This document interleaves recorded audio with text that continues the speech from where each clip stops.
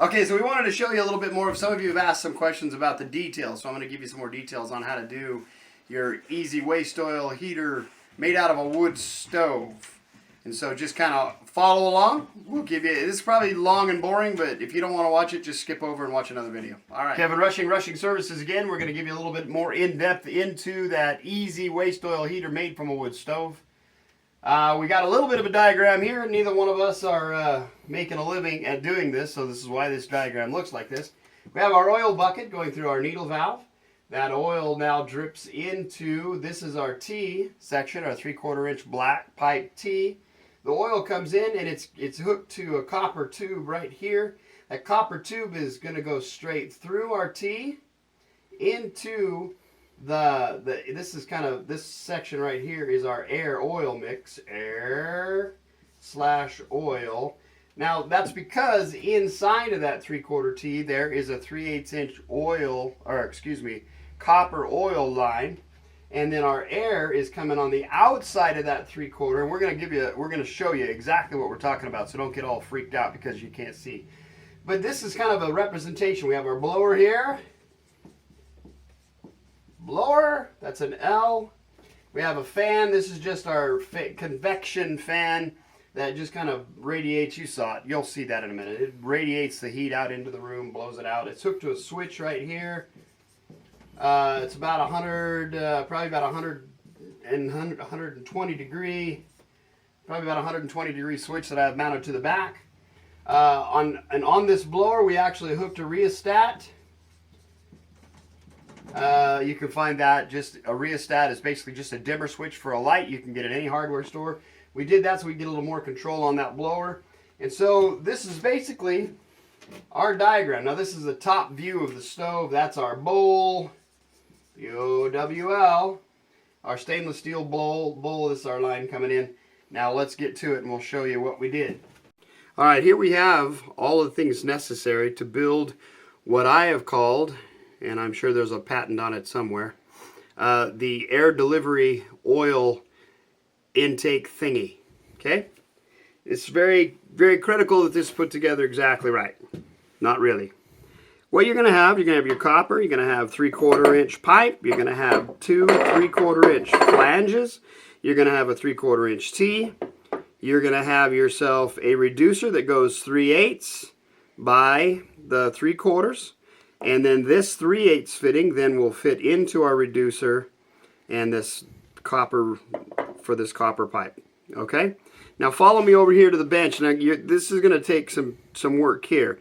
Normally on the inside of one of these there's a little lip in there that keeps this piece of copper from, it just makes it stop right there. So you can put, see there's a lip. So what you're going to do is you're going to take your piece of your 3/8 inch copper okay, so what you're going to do is you're going to take your copper fitting. This is brass actually, but it's for copper tubing. And again, it comes with a nut and it comes with a ferrule.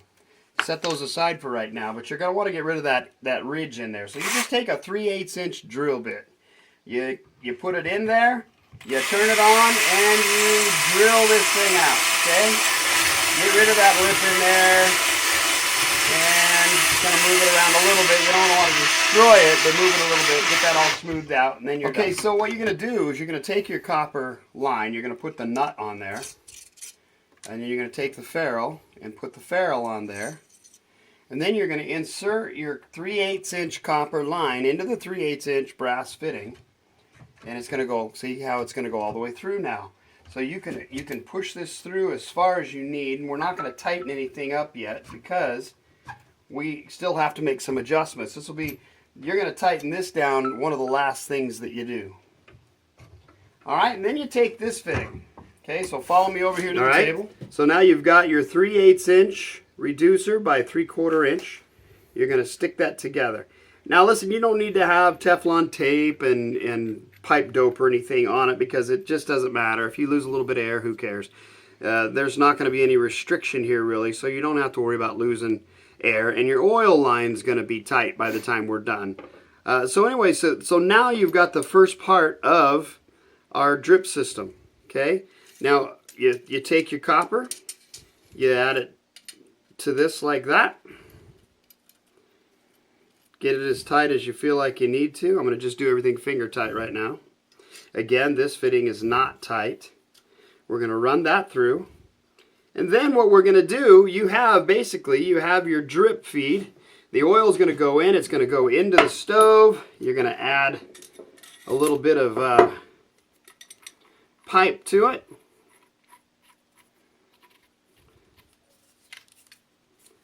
And then this is going to go to the back of the stove because you've got this flange attached to the back wall of the stove, and you've got your hole cut. So this copper now is going to go right into the stove.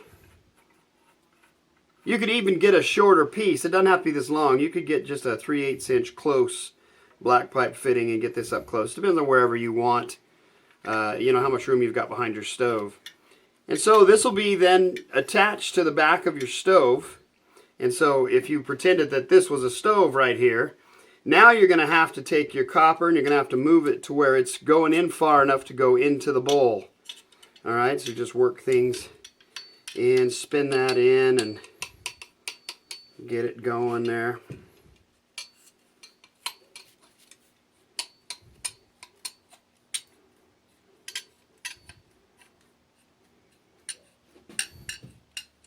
Now let's just pretend that that's far enough. On the inside of your stove, then you'll have your other flange, and this is the back wall of the stove. You run a couple of bolts through there, put a nut on the back, and it tightens it up.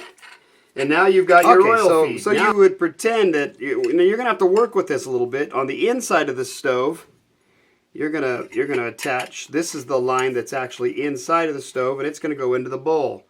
Now what I've done on my stove is I put a little bit of a 45 on there and gave it a little bit of angle so that it's pointing down into the bowl. So you can experiment with that. You're not going to necessarily want it to go straight, or all the air is just going to sweep out of the bowl. Let me show you what I'm talking about. Okay, so just to show you, let's just take this off. You guys got the idea there.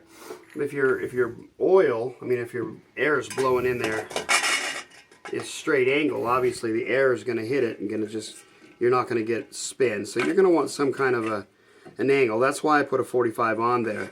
The best thing to do on this bowl is for the air to come into the side and swirl around like this. Okay, that's where, and then it needs to also point down. So basically, if you got your air pointing down and in a little bit, it's going to go like this and then work its way up. That's a real good mix of the air. All right, now you say, well, how do we finish that tea?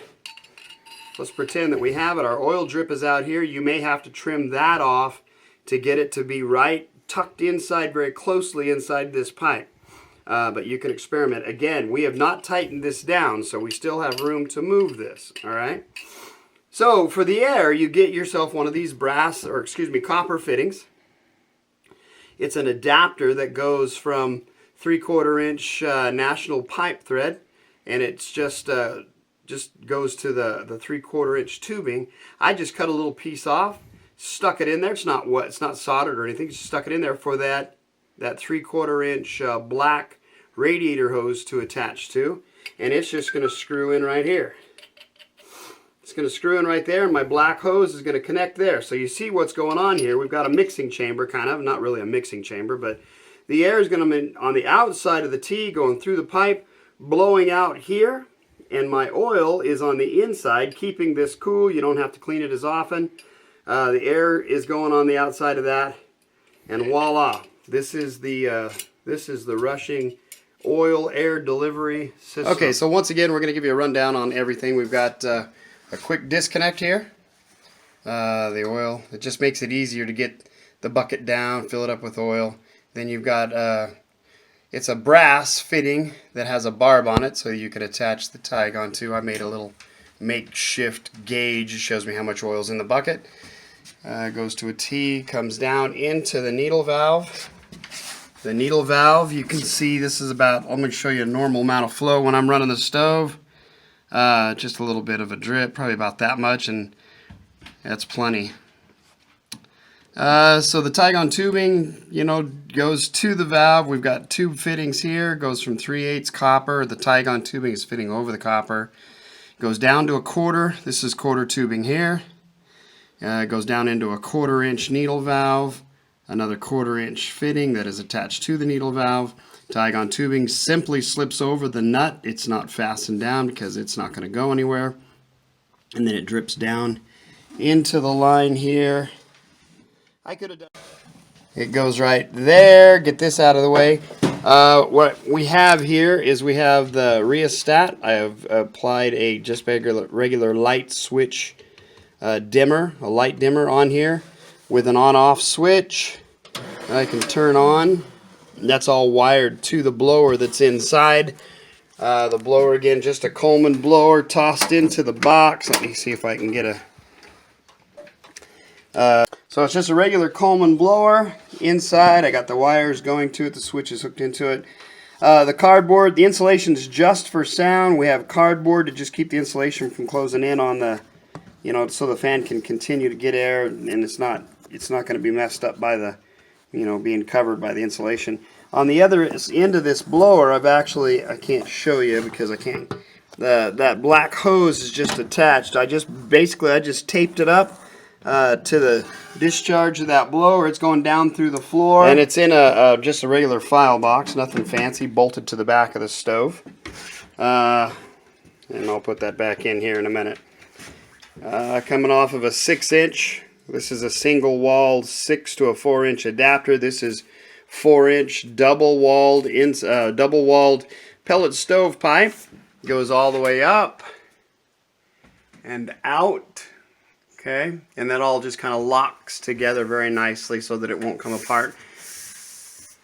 And then I've got my regular convection fan on the back. That's just something that you can, you know, for probably $20 buy down at the hardware store.